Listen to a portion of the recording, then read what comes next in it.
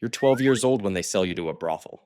Not because you committed a crime, not because you chose this, because your parents owed 2 obols, the price of bread, and apparently ancient Greece's debt collection system is just, give us your child.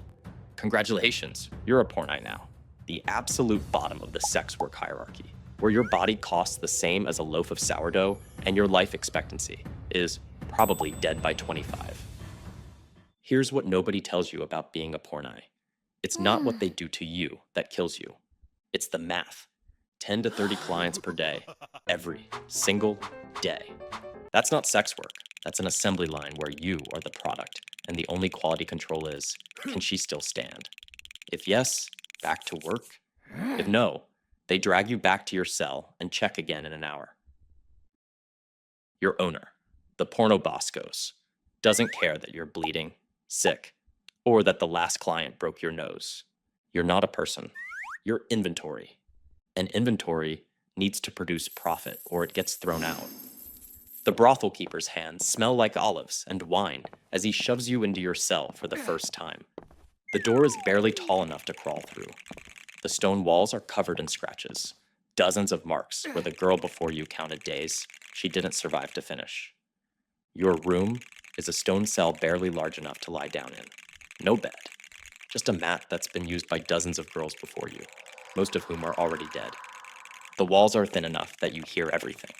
Every transaction, every beating, every girl who stops making noise and never makes noise again. You have zero rights, not even the right to say no. A client wants to hurt you, he will. You get pregnant? They give you herbs that make you vomit blood and pray it works. If it doesn't, you give birth on the same mat you work on.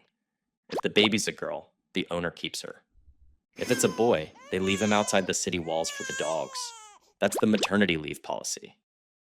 Most pornai don't make it past their mid-20s. You either die from disease, violence, or just being worked into the ground like a plow horse, or you age out. And aging out isn't retirement. It's a trapdoor that opens directly into hell. Because when you're too old, too scarred, too broken to work in the brothel anymore, your owner doesn't give you a pension. He throws you into the street, and you become a chamaitypaí, a ground beater. The name tells you everything. You don't work in brothels anymore. You work on the literal ground, in alleyways, against cemetery walls, in the spaces between buildings where transactions happen and bodies disappear. Here's the sick irony. As a pornai, you were enslaved.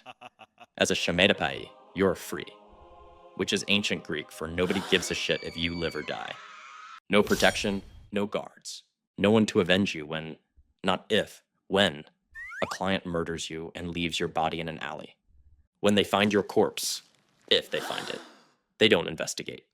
They just drag you to the mass grave outside the city with the other unclaimed bodies and get back to their philosophical debates about the nature of justice. You charge less than you did as a pornai, sometimes just enough for a meal, sometimes just a place to sleep that isn't the actual cemetery you're working next to. Your clients are the absolute bottom. Criminals, violent drunks, men so poor or so dangerous that even brothels won't let them in. Your office is dirt. Your benefits packages, maybe he won't kill you today. Your retirement plan is getting killed.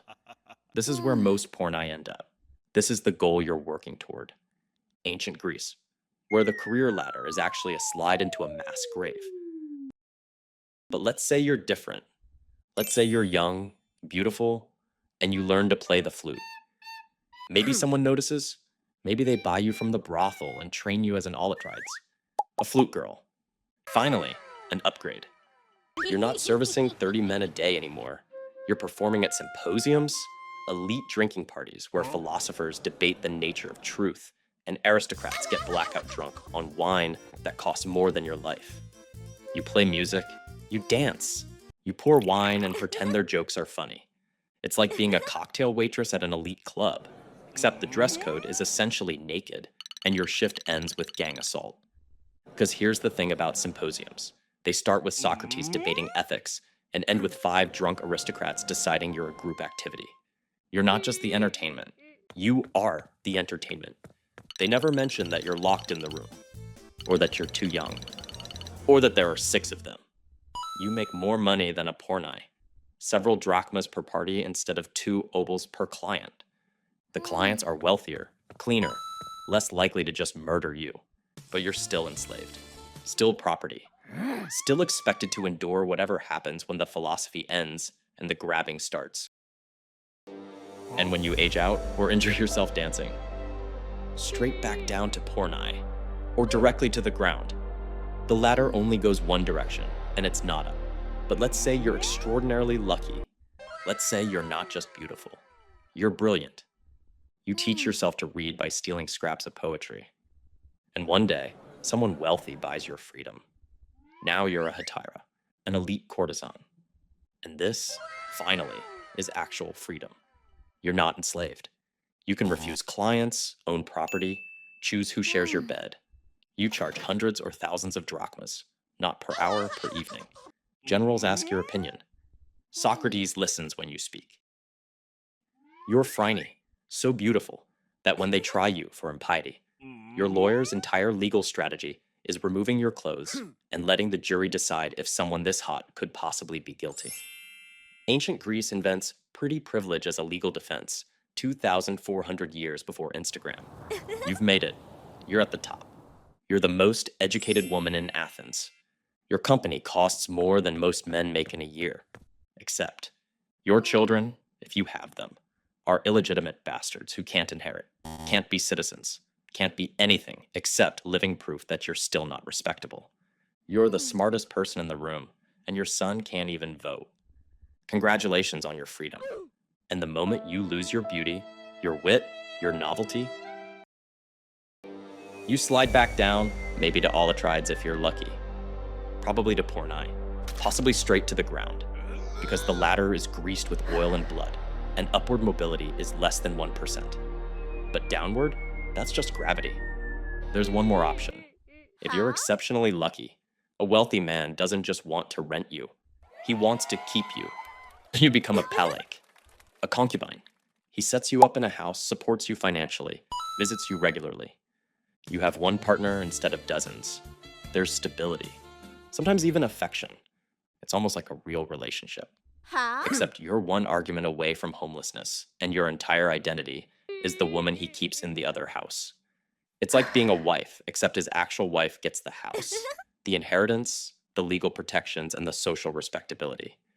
You get jewelry and the constant anxiety that she'll convince him you're too expensive to maintain.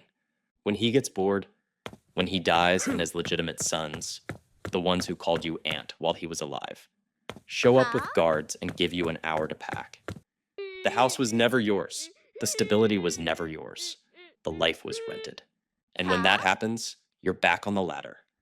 Except there is no ladder. There never was. Just a cliff with expensive distractions on the way down.